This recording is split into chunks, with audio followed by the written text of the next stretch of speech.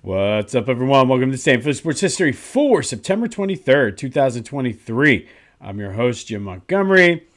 It's a rainy Saturday, but we got a big show today for a weekend. Usually weekends are kind of a little bit on the lighter side, but we got a big show today. So let's get right into it. But first, a couple quick housekeeping notes. Be sure to check out the latest Back to the Future. Did an in-depth look at the life and career of Barry Ashby. Kind of an amazing story. So be sure to check that out. It's a great day to do it. It's raining. Soccer is canceled. So be sure to check out Back to the Future anywhere you get your podcast, as well as on YouTube. That's Back to the Future with a PH. While you're at it, be sure to check out my buddies over at the Clashing Conferences podcast. Things are really starting to heat up. It's getting really good. It's just very entertaining. And again, it's basically what you would do, what you're doing anyway, I should say, with your friends, having a beer, sitting around talking shit. So be sure to check them out. The Clashing Conferences podcast on Apple Podcasts as well as on YouTube. All right, so before we get into anything, there's something that's sort of been hanging there, and I've done a lot over the past year on just Philly fans and just the reputation and just the laziness sometimes of the media. And I just want to bring up two, maybe three specific things about this. Scott Rowland was inducted into Phillies Wall of Fame last night. To say that Rowland and Phillies fans don't necessarily have a good relationship would be an understatement. I gave my opinion on it yesterday about whether or not, one, we should be putting him in the Wall of Fame, and two, just sort of the watered downness of that. A lot of you agreed. A lot of people left comments saying that it's kind of ridiculous that they have to put somebody in every year. But I'm going to save that for a Back to the Future episode. But Philly fans did what they do and were very classy and cheered Scott, even if they were pissed off. Like, if I was down there, I wouldn't have booed him. Like, I might have been like, yeah, whatever, but I wouldn't have booed him. But the Philly fans really have done like a classy thing, and I think it still goes back to the Super Bowl. Once we won a Super Bowl, things kind of changed. We're not as edgy and things like that, but I just, hopefully now we can just put the whole Philly fan narrative to bed, because look at what happened in New England. And I know they said maybe the fight didn't, whatever. Guys are getting killed in the stands in New England. I see it, and because I'm friends with a lot of West Coast fans on Twitter, so I see it all the time. Like, there's fights at Raiders games, there's fights at San Francisco 49er games, fights at Rams games, Dodgers games. Happens all the time. Like Thursday night, there were fights in the Levi Stadium for the Giants 49ers game. Can we just put it to bed that it's Philly fans, and maybe just sometimes people are just bad people, and you throw alcohol into it, and it's not just a Philly specific thing. And to be honest, in the past 10, 15 years, Philly fans have been like model citizens. So can we please just end that narrative, put it to bed? I'm Jim Montgomery, and I approve this message. Anyway, big win for the Phils against those Mutts. 5-4, 10 innings. Tawan Walker didn't look too bad, which is good, getting ready, gearing up toward this playoff run. Kimbrel blew the save, but I think that was more possibly from just working a lot lately. So hopefully that's not a sign of things to come, but obviously, the fight was there with this team. They're never out of it. As soon as it went in the extras, I'm like, all right, they're going to win. I mean, I put, when they were down 2-0, I put a live bet in for them to come back and win on the money line, which hit, which was nice. Offset the fact that I lost the run line bet on them, but that's another story. But they're now up 5 games for a playoff spot, 4 for the top wild card spot, which means that magic number is down to 4 to get that top seed and 3 just to clinch the playoffs. I highly doubt they're going to get a game in today. So, I mean, it's up to the other teams to maybe lose. But things are looking good with, what do they have? 8 games left. So, magic numbers 3, 8 games left for a playoff spot.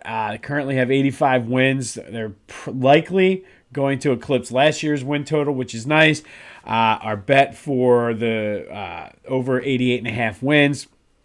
Need to win 4 out of the next 8 games. So we're looking pretty good for that with the Mets and Pirates on the horizon. If you want more Phillies coverage, check out our friends at 2008 Phils. All the information you need is in the description. Follow that link. Currently offering a subscription for 75% off. You get access to their full archive, the 2008 World Series banner shirt. You get access to giveaways, tickets, autographs. 2008 Phils will follow your Twitter account, and it's all for $2 a month, $20 for the year. Go check them out. All the information you need is in the description. Big Temple game today, and they're taking on the number 20 Miami Hurricanes, ironically enough, with a tropical storm coming into the area. Should be an interesting game. I know there's a lot of history from back when Temple played in the Big East. It was one of those, like, I would see those guys when I was in school, like Santana Moss, and just come into the link or the vet actually at the time and just destroy Temple. But Miami's ranked number 20. Temple's kind of like an team this year. They've only beaten Miami once in 93 years, and that was the very first time they played back in 1930. The spread is 23.5. I do, because of the rain, I do like the Owls to cover. I think with their running game and defense, they should be able to keep it close. I'm not saying they're going to pull off the upset, but they could shock the world. I doubt it. But I do think they keep it close enough to cover the 23.5. More Eagles news. I know I didn't really get a chance to watch it, but I know A.J. Brown came out and sort of addressed what was going on. He was just like, it just is what it is. Didn't seem to make a big deal out of the sideline thing, which I agree. I don't think it's not something to worry about yet. I think Monday night you're going to see a conscious effort to probably get the ball to A.J. Brown. But, I mean, it is what it is. Everybody's frustrated. And, I mean, I think the fact that they're 2-0 and they're feeling it in the building that they're not playing their best, I think that says a lot about the makeup of this team, and I don't think it's a cause for concern. And then, I mean, this whole Ronde Barber thing, just it's a great A-plus troll job by the Buccaneers going into this game. Because truthfully, I mean, I'll get more into the pick on Monday. I really think the Eagles blow them out. I think the Buccaneers kind of realize that they're probably going to get blown out. And Ronde is just continuing to double down. He said one of his most proud moments in his career is being such a pain in the ass to the Eagles. And, I mean, I get, listen, touche. The fact that they're doing it, the Eagles game, it's A-plus level trolling right there. Union are scheduled to play L.A. tonight down at Subaru Park. I don't know with the weather. I know soccer plays in the rain, but I just don't know with the amount of rain whether they'll get that in. They are currently two points out of second place in a 3-way tie, so it is an important game if they can get it in. We do have some Sixers news. There are rumors going around they might be interested in bringing in Buddy Hield. I love this. I wanted them when he came out in the draft to somehow find a way to get him.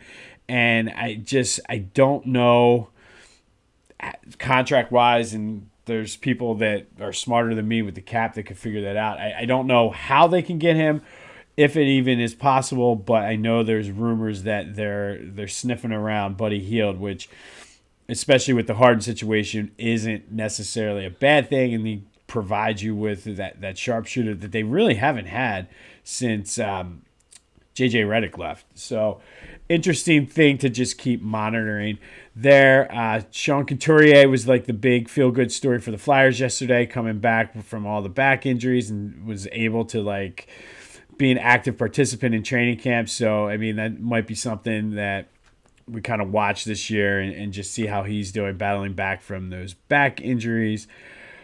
But today is one of those interesting. I told you we have a big show for Saturday. We might go 20 minutes today. But today is one of those shows where it's not a mainstream sport that I love to dive into. I talked to you about this with the Philadelphia Sports Hall of Fame. But this one, on this day, back in 1952, Rocky Marciano, the challenger, came in 42-0 with 37 KOs came into a fight down at Philadelphia Municipal Stadium, which later became JFK, to take on the heavyweight champion and Pennsauken, New Jersey native Jersey Joe Walcott for the heavyweight title. Jersey Joe came in 49-18-1 with 31 KOs. Like I said, the fight took place at the old Municipal Stadium, which later became JFK. And Walcott knocked Marciano down in the first round. The first time ever Rocky had been knocked down in a fight. And basically dominated Marciano through the entire fight, was leading on all three cards pretty handily after the 12th round, which would have been a victory for Jersey Joe by today's standards. Back then, heavyweight championship fights, though, went 15 rounds. In the 13th round, less than a minute in, Marciano hit a right hook that knocked Jersey Joe completely out. This has been considered one of the best heavyweight championship fights ever, and it was Rocky Marciano finally winning the title, moving to 43-0. Rocky Marciano would defend the title 6 times before he retired as one of the only undefeated champions. This fight, though, against Jersey Joe was one of 2 times in his career that he had ever been knocked down. The last would be in his last fight.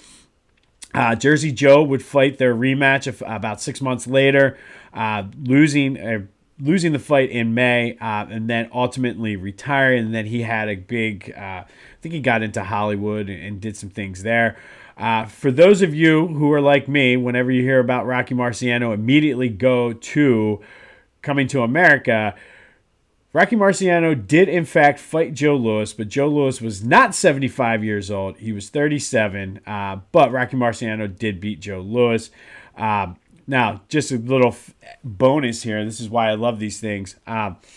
Joe Louis did beat Jersey Joe Walcott 2 times back in 1947 and 48.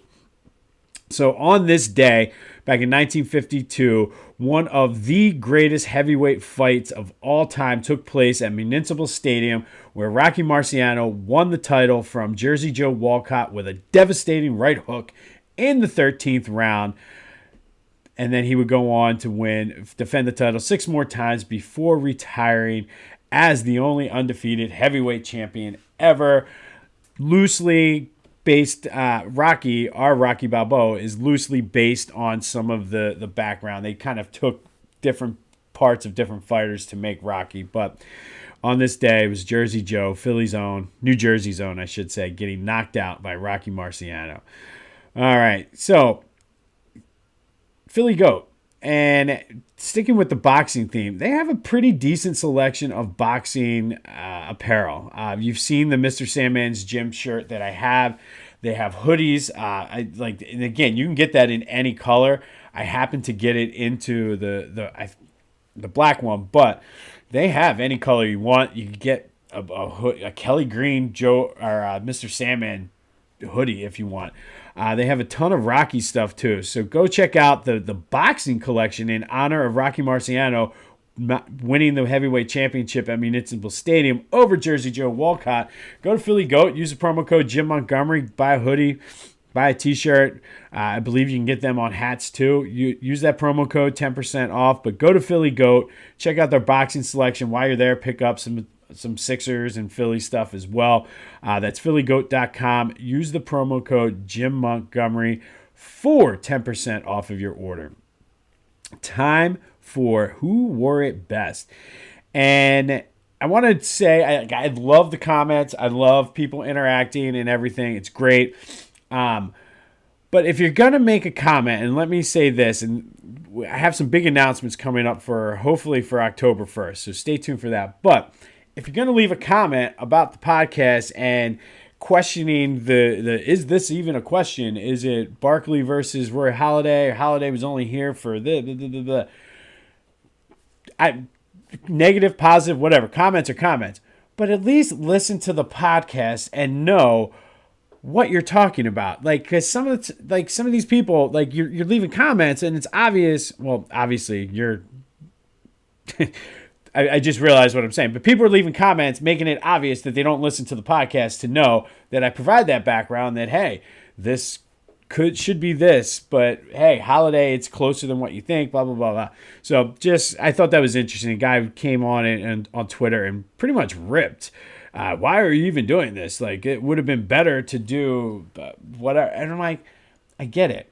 But if you listen to the podcast, that would have answered your question. So be sure you're listening every day. Spread the word to these trolls out there so they're able to actually know what they're talking about. But it was Charles Barkley, hands down, 81% of the vote, wearing number 34 best. Really no shocker there, just because he was here for so long and such a fan favorite. And as my Twitter friend completely pointed out, and he wasn't lying, it's just you could tell he didn't listen. He said, I mean, Holiday was here for 4 years. He had 2 good years, a mediocre year, and a terrible year. And that is true. And I think he's jammed so much, though, into those 2 years, he was worth including. And really, there's nobody else that really wore it the best. He said we should have included Herschel Walker, though. And I will put Roy Halladay over Herschel Walker. And you want to talk about somebody that was here for just a cup of coffee, it was Herschel Walker. Anyway, I digress. Today, we are going to look at the number 17. And currently, the Kobe Dean wears 17. PJ Tucker, for now, until possibly he was one of the rumors for the salary matchups with the Buddy Hield trade. Wade Allison for the Flyers and Rhys Hoskins for the Phillies. Some other notables, Ricky Jordan, one of my favorite players who I always wish would have turned out to be a better player. I loved him. Ozzie Virgil, J.J. Redick, the aforementioned J.J. Redick. Everything's just really tying together today. Charles Shackelford for 1 year. I think he was only here for 2. One of the best names. And again, another guy that could have been so good or would have been awesome just with the name like that but he was Shaq before Shaq was Shaq. Jeff Carter, Wayne Simmons, Paul Holmgren, Craig Berube, and Alshon Jeffrey, 2017 Super Bowl 52 champion. But today it really comes down to 3, and ironically enough, on the weekend that Scott Rowland was inducted into the Phillies Wall of Fame, he is one of our number 17. So Hall of Famer, played most of his career, or played the most seasons of his career in Philly, and then he went to Toronto, Cincinnati, and St. Louis, I think. So, I mean, we'll include him. And again, we're turning the page as Philly fans, so let's be nice. We got Rod Brindamore, who had a long career. It was basically go out there every day and just play. You knew what you were getting with Rod Brindamore. Just one of the best Flyers of all time. Very reliable, very durable. And finally, sticking with the Eagles, no, we did not put Alshon on there, but another tall wide receiver who is in the Hall of Fame, Harold Carmichael. Part of that 1980 Super Bowl 15 team, holds many of the records for receiving for the Eagles all time. Finally got his due as a Hall of Famer. So now it's up to you. Who wore number 17 the best? Is it Scott Rowland? Is it Rod Brindamore? Is it Harold Carmichael? Get those votes to me however you can. Spread the word to your family. Let them vote. Make sure they're listening. Like and subscribe. Tell your friends. Tell your enemies. Tell whoever. We're not going to quite get to 20 minutes, but that's okay. But on this day, back in 1952, Rocky Marciano knocked out Jersey Joe Walcott down at Municipal Stadium in South Philadelphia to win the heavyweight championship of the world. And he did have that famous fight with Joe Louis, but Joe Louis was not 75, Cletus. But Phillies hopefully get a game in today, but I doubt it. Getting geared up and ready for that Eagles game on Monday night. Good luck to the Owls today as they take on the Hurricanes in a tropical storm. See how that works out. But be safe out there if you do have to go out and travel, but stay dry. This has been This Day in Philly Sports History. I'm Jim Montgomery. Go have yourselves a Saturday. Go Owls. And until next time, I'll see you when I see you.